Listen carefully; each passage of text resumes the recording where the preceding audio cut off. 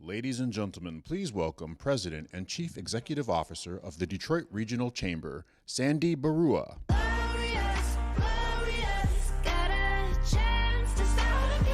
everyone.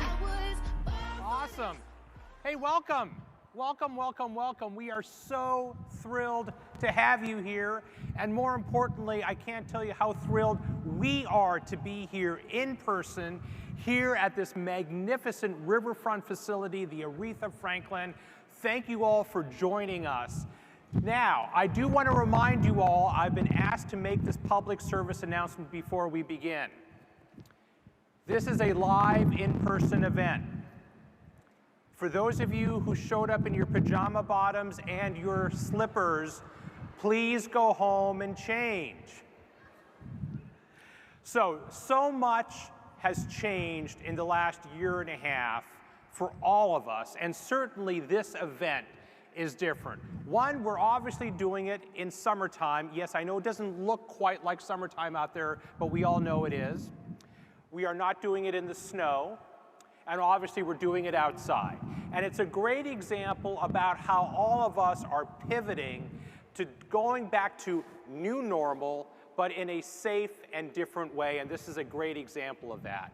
This is also the 10th year of the Detroit Policy Conference, and we can't tell you how happy we are to have you at our 10th anniversary. Now, obviously, we have a lot of people here, and we have more people coming. We have over 600 people registered for this annual event, and this shows that the incredible desire for that human-to-human contact. I mean, yes, Zoom was great, and thank God we had that over the pandemic, but we all crave that individual person-to-person contact. And that same energy that brings us all together today is the same energy that's going to accelerate Detroit, this region, and the state through this pandemic period and continue to accelerate our economic and our social recovery in the months and years to come. And that same energy is demonstrated by our corporate sponsors who have been with us year in and year out and are still with us here this year. And I want to thank in particular our presenting sponsor, Huntington Bank, our diamond sponsor, our longtime friends of Blue Cross Blue Shield of Michigan, our platinum sponsor, the DTE Energy Foundation, and of course our collection of gold sponsors who have been with us year in and year out, Delta Dental, General Motors, the Kresge Foundation, and Rocket Mortgage. Everyone, please, a round of applause for all of our presenting sponsors.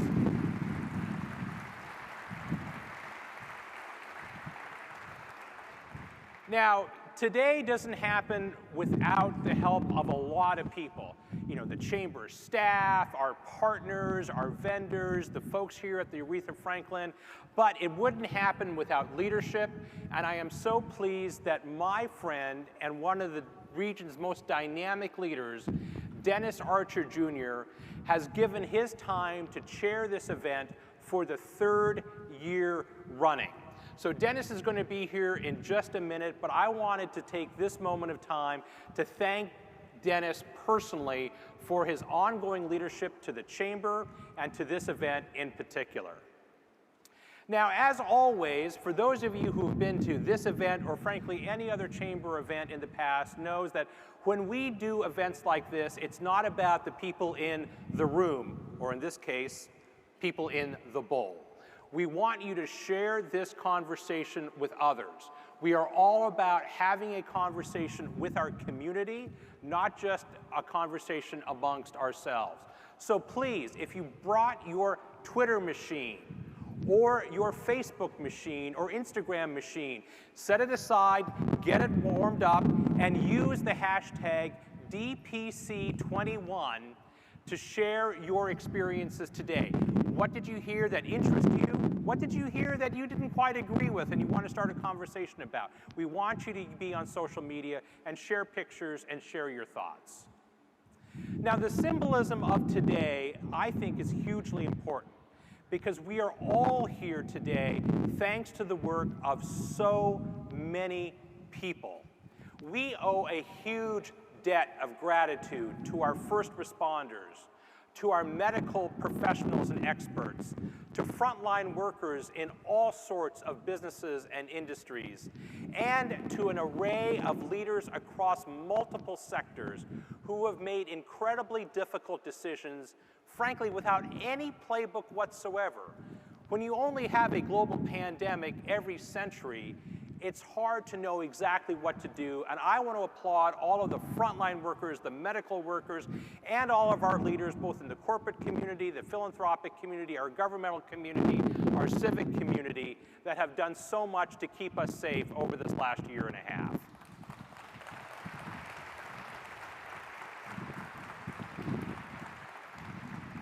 And while we're all here today, we all know that we all paid a price, and some of us paid a huge price. We lost over 600,000 fellow Americans. We've lost more businesses in our city and in our region than we care to remember, and our recovery is still early and frankly is still a little fragile.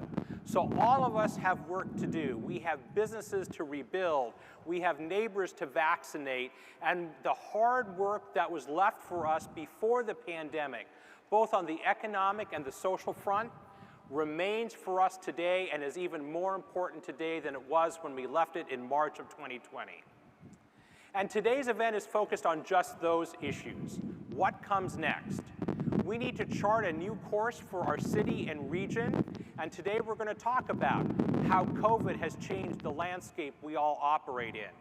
The remaining work we have to do to continue to battle COVID, certainly through vaccination efforts, but also preparing for the next pandemic because we know it's coming.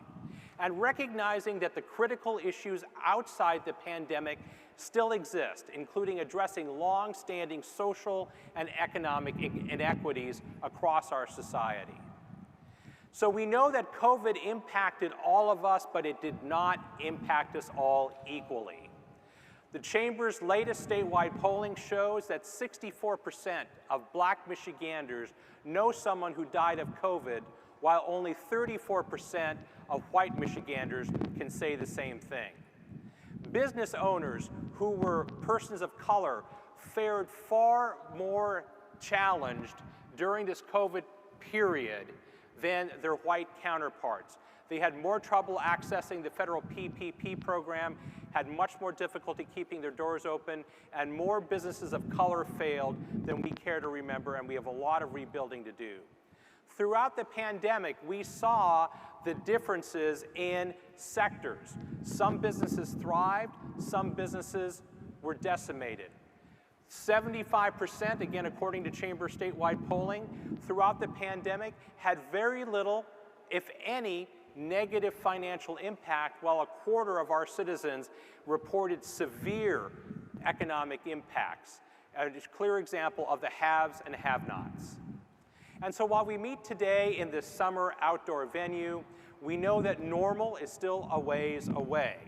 What we do know is that the battle to get our fellow Detroiters, and particularly in the city of Detroit, vaccinated is far from over.